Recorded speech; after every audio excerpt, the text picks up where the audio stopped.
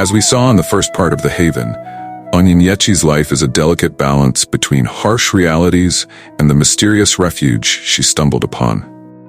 From the shadows of her home to the soft glow of an escape that seems almost too good to be true, her journey has left us with questions and an ache for answers. Will she find the peace she seeks, or will her two worlds collide in ways she could never have imagined? If you want to find out what happens next, make sure to watch this video till the end. Don't forget to like this video and subscribe to African Folktales by Nychi for more intriguing stories. Let's dive in. When Onyinyechi stepped onto the university campus for the first time, she was filled with a mix of excitement and nervous energy. The towering buildings, the throngs of students moving from one place to another, it was all so new, so different from the suffocating home she had left behind. Here, it felt like a fresh start, a place where she could finally be just herself. She clutched the piece of paper in her hand tightly, the dormitory number printed in bold letters guiding her through the winding paths of the university grounds. Her heart pounded in her chest as she approached the building. This was it, her new home, far from the shadows of her past. The dormitory was bustling with life, the sound of laughter and chatter echoing down the hallway as she walked toward her assigned room. When she arrived, her hand hesitated on the doorknob for just a second before she pushed it open. Inside, 3 girls were already gathered, arranging their belongings and chatting animatedly. The room was small but cozy, with 4 beds neatly lined against the walls. The moment she stepped inside, the girls turned to face her, and she froze, feeling the weight of their gazes. But instead of the awkward silence she expected, the girl closest to her, with a bright smile and a welcoming presence, immediately stepped forward. "Hey, you must be Onyinyechi, right? I'm Onome," she said, her voice filled with warmth. Her tone carried the easy confidence of someone used to making friends quickly. Before Onyinyechi could respond, 2 other girls rose from their beds, both beaming at her.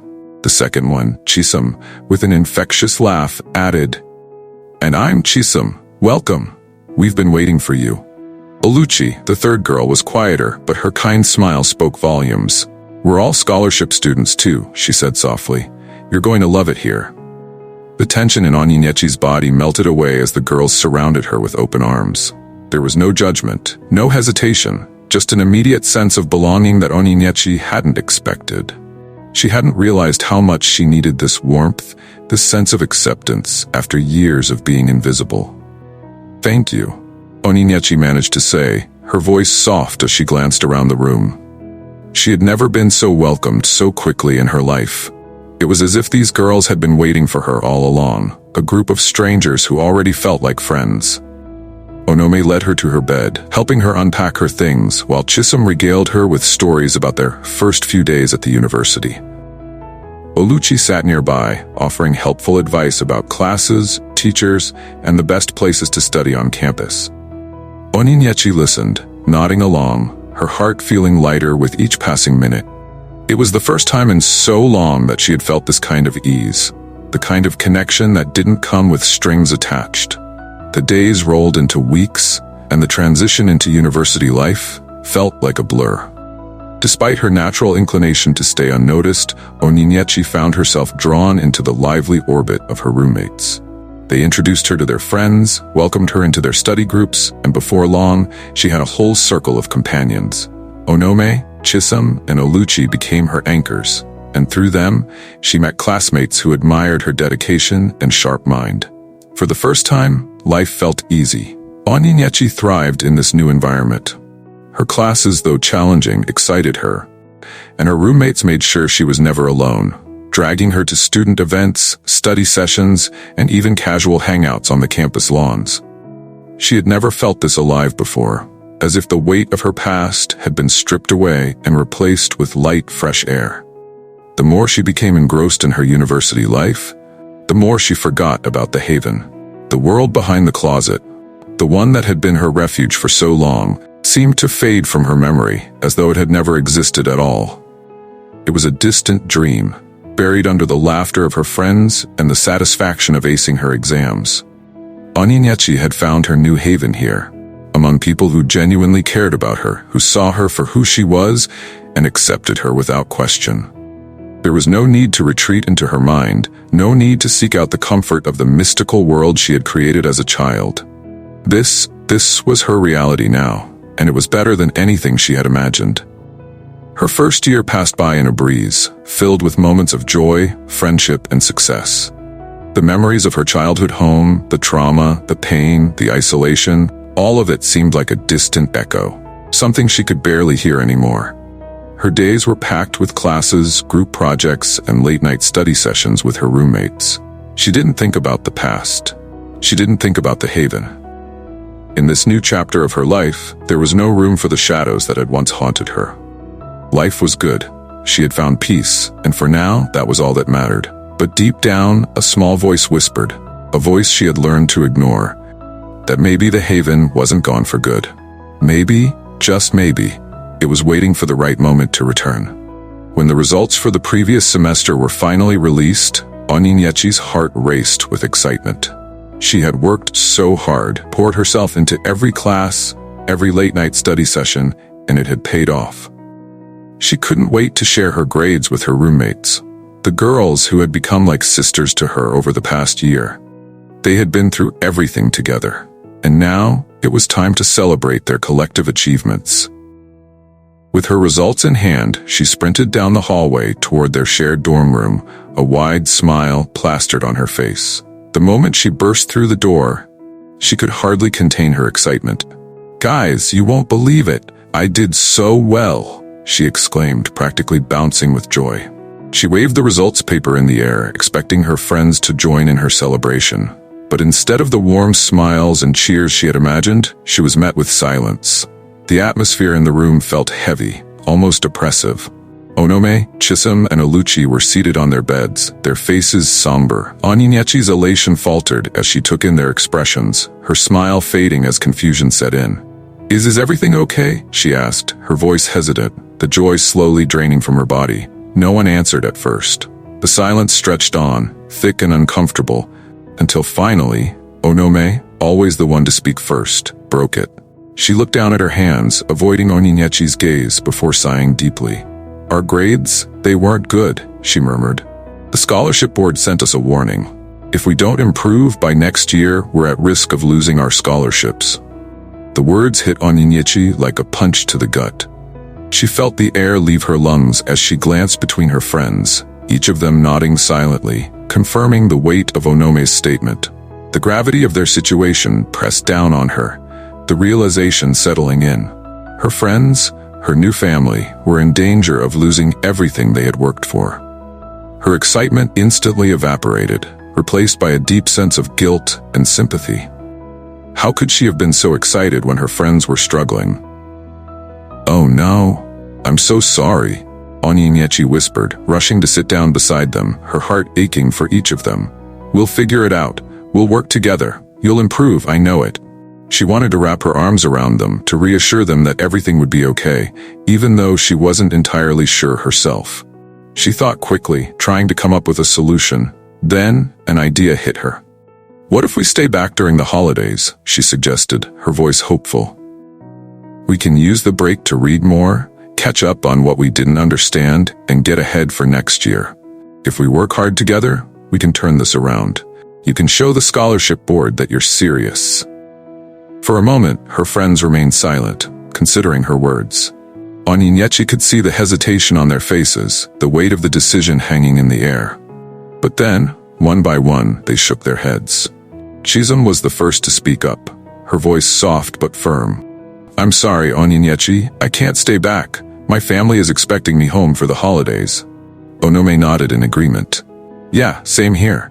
I need to see my family too, I miss them." Oluchi, ever quiet, simply added, "It's been too long since I've been home." Onyinyechi's heart sank. They were leaving. They weren't going to stay behind with her, to study and prepare. They were going home, back to their families, leaving her behind. And with that realization came a cold wave of fear that began to claw its way into her chest. Home. The very thought of it sent a shiver down her spine. All the traumas, all the pain she had buried deep inside herself, started to resurface like an ugly wound being torn open.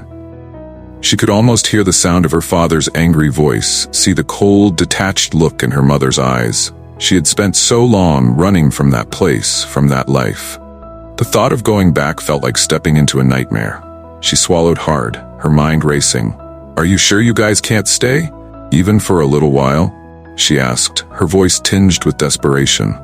"We could make so much progress. I don't think I can go home." Her voice trailed off, the fear evident in her tone, but her friends didn't seem to notice the panic that was building inside her. They were resolute. They had already made up their minds. "I'm sorry, Onyinyechi," Onome said gently, offering a small apologetic smile. "You can stay back if you want, but we really need to go home." She wanted to scream, to beg them to stay with her, but she knew it was useless. They wouldn't understand. They couldn't. Their homes weren't like hers. Their families weren't like hers. Onyinyechi bit her lip, trying to keep the fear at bay. But the truth was, she couldn't stay on campus alone during the holidays. The university wouldn't allow it. And that meant she had no choice. She would have to go back. Back to the house she had worked so hard to escape. Back to the darkness that awaited her there. Her friends began to chatter about their plans for the holiday, about how they were excited to see their families again, how they couldn't wait for home-cooked meals and reunions. But Onyinyechi barely heard them. Their words were drowned out by the rising dread inside her. She forced a smile, nodding along to their conversation, but her mind was miles away, already dreading the moment when she would have to step through the door of her childhood home. She had escaped once, but now she was being pulled back into the very place she had tried so hard to leave behind. As the day of departure drew closer, Onyinyechi felt the weight of her fear pressing down harder and harder. She tried, once more, to convince her friends to stay, to change their minds, but they wouldn't. And in the end, she was left with no choice. With a heavy heart, she packed her bags and prepared to return to the place she had sworn she would never go back to. The safety and peace of the university were slipping away, and all she had left was the cold, hard reality of what awaited her at home. The haven had been her refuge once, but now, as she faced the looming darkness of her past, she wasn't sure even the haven could save her this time. When Onyinyechi arrived home, the weight of the past settled on her like a heavy blanket. The house, with its familiar worn-out walls and creaking floors, greeted her with a suffocating silence. She had barely stepped out of the vehicle when her mother rushed out of the house, arms outstretched, pulling her into a warm embrace. "My daughter, welcome," her mother said, her voice thick with emotion, holding her tightly as if afraid to let go. Onyinyechi hugged her back, surprised by the warmth but grateful for it nonetheless. Yet even in this moment of familial comfort, something felt off. Her eyes searched for the figure she dreaded most, her father. He hadn't come out to welcome her. Not that she had expected him to, but the fact that he wasn't looming nearby, casting his usual oppressive shadow, left her with a strange, uneasy feeling. Her heart drummed in her chest as she scanned the surroundings. Where was he? Then, her eyes caught a glimpse of him inside the house, watching from behind the curtains. She couldn't quite place it at first, but there was something different about him. Something that chilled her. He didn't meet her gaze. Why was he avoiding eye contact? It wasn't the usual indifferent, cold stare. No, this was something else. Fear. Her father, the man who had ruled their house with an iron fist, looked as if he was afraid of her. Onyinyechi's stomach twisted in confusion. She brushed the feeling aside, telling herself she was just being paranoid. Maybe it was nothing. Maybe she was imagining it. But as she stepped inside the house, her younger brother, Chukwudi, ran toward her, his smile wide, his arms outstretched. "Sister, I've missed you," he cried, wrapping her in a tight hug. She smiled softly, ruffling his hair. "I've missed you too," she said, grateful for his innocence in a house that had always felt dark and dangerous.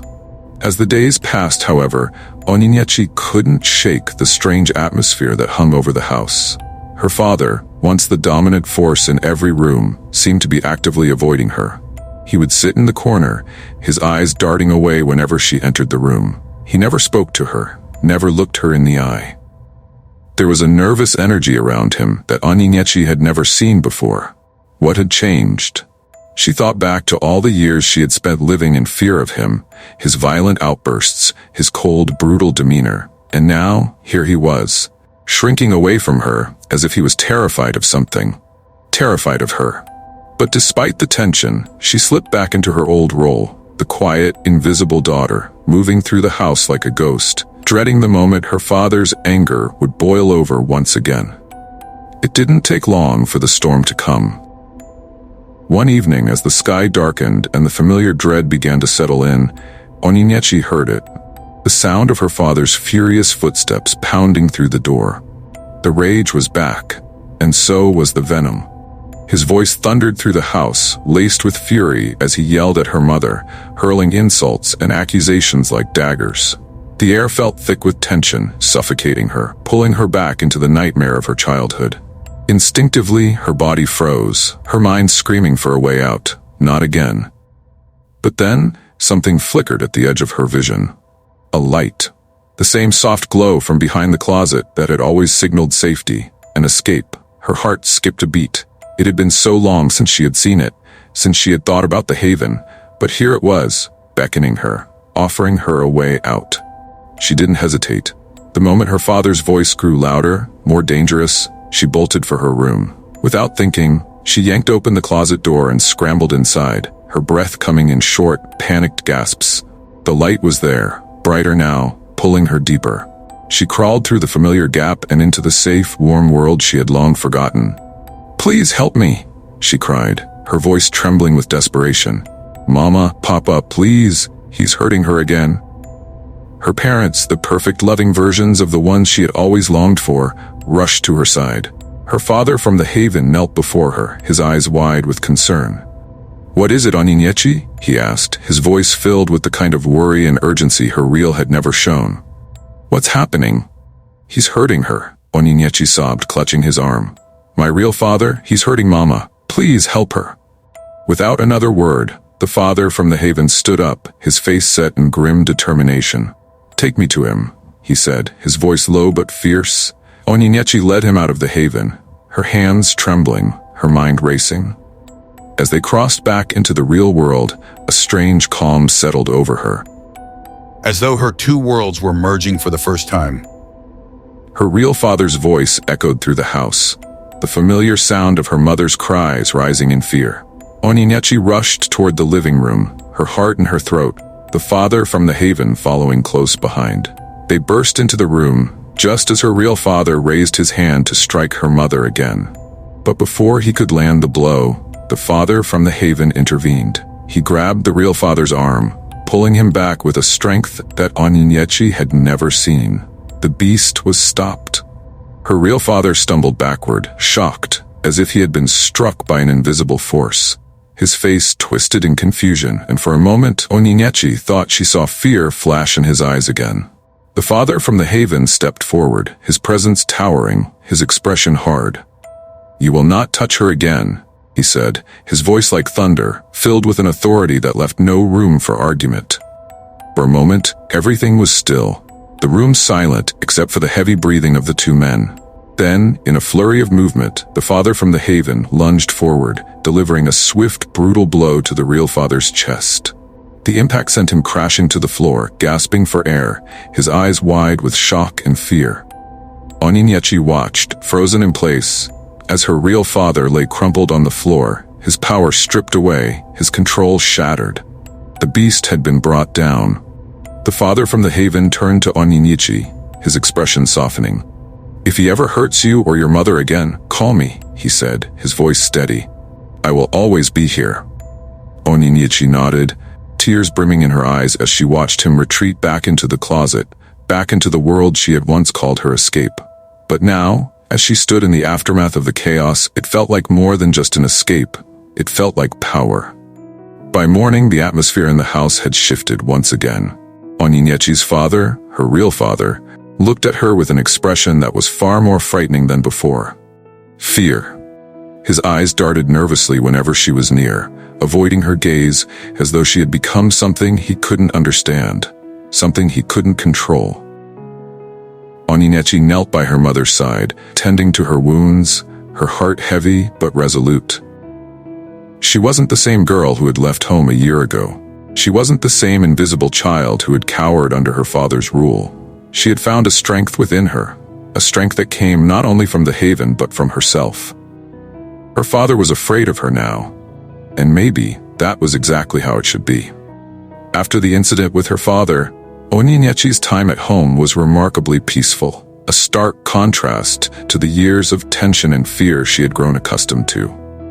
Her father, now more of a shadow than the towering, angry presence he had once been, kept his distance. He moved through the house quietly, avoiding eye contact, never raising his voice and barely speaking. It was as though the confrontation had stripped him of all his power, leaving behind only a shell of the man who once terrorized their home. Onyinyechi thrived in this newfound calm. She helped her mother with household tasks, sharing moments of quiet conversation that she had long yearned for but never thought possible. She played with her younger brother, smiling as his laughter echoed through the house, free from the oppressive tension that had once weighed down every corner. For the first time in her life, her home felt like a place of peace. But like all things, her time at home eventually came to an end. The holidays flew by faster than she had anticipated, and before she knew it, it was time to return to the university, a place she now considered her true refuge. She returned to campus with a lightness in her step, her heart brimming with optimism. She had survived the holiday without incident, and now she was ready to reunite with her friends and dive back into her studies. Life, she thought, was finally starting to align in her favor. But as soon as she stepped into her dorm room, she felt something was off. Her roommates, Onome, Chisholm, and Onyinyechi, barely looked up when she entered. Normally, they would greet her with warm smiles and excited chatter, catching her up on everything that had happened while she was away. But this time, there was only a tense silence. Onome sat on her bed, scrolling through her phone, while Chisholm and Onyinyechi exchanged quiet whispers, their heads turning away from her the moment she came in. Onyinyechi's heart sank. What had changed? She tried to brush it off, telling herself it was nothing, that maybe they were just tired or distracted. But as the days passed, the shift in their behavior became impossible to ignore. They began avoiding her, leaving the room together without inviting her along like they used to. In the dining hall, they sat in tight circles, laughing and sharing jokes, all while she was left on the outside, pretending not to notice the glances they threw in her direction. The late-night study sessions that used to be filled with camaraderie were now absent of her presence. She watched, helpless, as the bond they had once shared slowly unraveled. Confused and hurt, Onyinyechi tried to reach out, to ask them what was wrong. But each time she approached them, they shut her out with vague responses and half-hearted smiles, as if they had already made up their minds to keep her at a distance. One night, after yet another awkward dinner where they barely spoke to her, Onyinyechi couldn't take it anymore. She cornered Onome in their room, her voice trembling with frustration. "Onome, what's going on? Why are you all avoiding me?" she asked, her eyes searching Onome's for any trace of the friendship they once had. Onome looked away, her expression unreadable. She hesitated for a moment before finally speaking, her words sharp and cold. "It's nothing, Onyinyechi. We've just been busy." Busy? Onyinyechi knew that was a lie, but she didn't push further. Something had changed between them, and no matter how hard she tried, she couldn't put her finger on it. As the cold silence continued over the next few days, the truth became painfully clear. Jealousy. Her friends had watched as Onyinyechi seemed to sail through the semester, succeeding in her studies, earning praise from professors and maintaining the scholarship they all so desperately needed. And when their own academic performance had faltered, it had been Onyinyechi who had offered sympathy and support, even suggesting they stay back during the holidays to study. But they hadn't listened.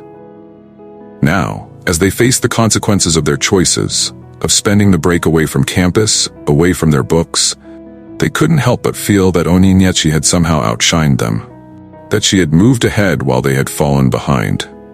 And that seed of jealousy, once planted, began to grow into something much darker. Unspoken, but undeniably present, a pact had formed between them. A silent agreement to shut her out, to make her feel the way they believed she had made them feel. Small, unseen, overshadowed. They cut her out of their lives, slowly but surely, believing that distancing themselves from her would somehow ease the sting of their own failures. But what they didn't know, what they couldn't see, was that this choice would set off a chain of events that they would soon regret. Onyinyechi, heartbroken and confused, retreated into herself. The walls she had carefully built at home to protect herself from pain began to rise again, this time in a place she had once considered safe. She had thought she had escaped the isolation and loneliness of her childhood, but now, here she was, alone once more. She sat on her bed, staring at the ceiling, wondering where it had all gone wrong. And slowly, that familiar sense of fear and sadness began to creep back into her heart. Little did they know, Onyinyechi's pain, her sense of abandonment, would awaken something she had long buried, something she thought she had left behind in her childhood. The day had already been a blur of emotions for Onyinyechi. Her roommate's coldness had settled into her heart like a stone, and it weighed her down more each day. Her focus had slipped, her thoughts clouded with confusion and pain over the distance between them. So much so that she completely lost track of her responsibilities, forgetting that today was her practical exam, a test that required weeks of preparation. It wasn't until she was halfway to campus that the panic hit her. Her heart raced, her palms grew slick with sweat. How could she have forgotten? She hadn't studied, hadn't prepared. She felt the anxiety rise in her throat like bile. When she arrived at the laboratory, the weight of her mistake hung heavy over her. She could feel her mind spinning, her hands shaking as she tried to focus on the task at hand. But her mistakes came swiftly. Every step felt like it was slipping out of control. Her instructor's sharp, disappointed voice cut through her like a blade. "Onyinyechi, you should have been better prepared," the lecturer snapped. "This is unacceptable. You were one of our brightest students. What happened?" The words stung deeply. The judgment in the lecturer's voice echoed in her mind long after the class had ended. Brightest student. That was who she had been, but now she was crumbling. The weight of it all, the scolding, the mistakes, the disappointment, pressed down on her chest until she could barely breathe. Tears blurred her vision as she ran from the lab, desperate to escape the crushing pressure. She needed to be alone. She needed to run to the one place where she had always found comfort. When she reached her dorm room, she flung the door open with trembling hands, her face wet with tears. And there they were, her parents. The loving, comforting versions of her parents, waiting for her as if they had known all along that she would need them today. Curious to know what happens next? Stay tuned for the thrilling conclusion of The Haven. Make sure to subscribe and turn on notifications so you don't miss the final chapter. We'd love to hear your thoughts. Now that The Haven has returned, do you think the line between reality and imagination has been shattered? Share your predictions in the comments. And if you enjoyed this episode, give it a thumbs up. Your support keeps these captivating stories alive. Thank you for watching African Folktales by Nychi. We can't wait to bring you more amazing tales.